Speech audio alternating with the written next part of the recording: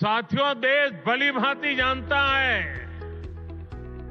कि मोदी ने कभी अपने लिए घर नहीं बनाया।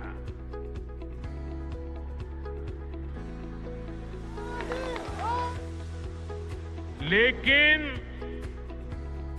बीते 10 वर्षों में 4 करोड़ से अधिक गरीबों के घर उनका सपना पूरा किया।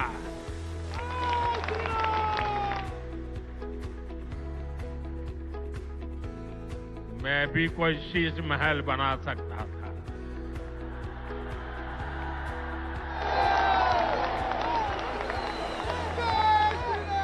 लेकिन मेरे लिए तो मेरे देशवासियों को पक्का घर मिले, यही एक सपना था। 2700 करोड़ रुपए का अपने लिए घर बनाने वाला, 8400 करोड़ रुपए के हवाई जहाज में घूमने वाला, 10 लाख रुपए के सूट पहनने वाला व्यक्ति, उसके मुंह से शीश महल की बातें अच्छी नहीं लगती। मैं व्यक्तिगत आरोप प्रत्यारोप में नहीं जाना चाहता, मैं गाली गलौज की राजनीति नहीं करता, मैं व्यक्तिगत आक्षेप नहीं करता, ये मैं भी कर सकता हूं। मैंने काम इतने किए हैं 10 साल के अंदर, मैं अपने कामों की राजनीति करना चाहता हूं, गाली गलौज की राजनीति मैं नहीं करता।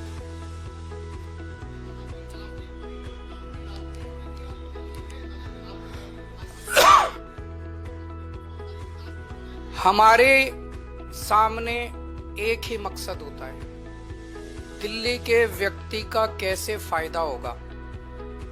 अगर दिल्ली के व्यक्ति का फायदा, आम आदमी का फायदा केंद्र सरकार की योजना से होता है, हम केंद्र की योजना लागू कर देंगे।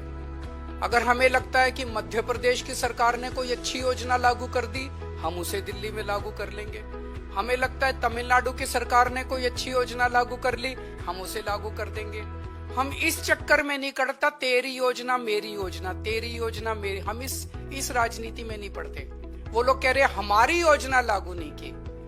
दिल्ली की आयुष्मान भारत की बात कर रहे हैं ना, हमने कई बार बता दिया कि किस तरह से आयुष्मान योजना दिल्ली के आयुष्मान योजना कहती है जिसके पास स्कूटर है, जिसके पास कार है, जिसके पास पक्का मकान है, जिसके पास टीवी है, जिसके पास फ्रिज है, उसको अस्पताल की सेवाएं नहीं मिलेंगी। बचा कौन दिल्ली में, बता दो कोई? एक मिनट, कोई बचा ही नहीं।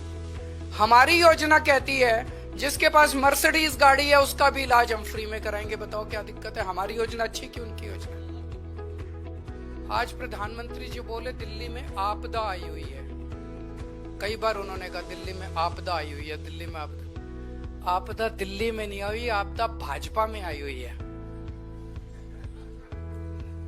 3 तरह की आपदा भाजपा में आई हुई है। पहली आपदा, भाजपा के पास सीएम चेहरा नहीं है।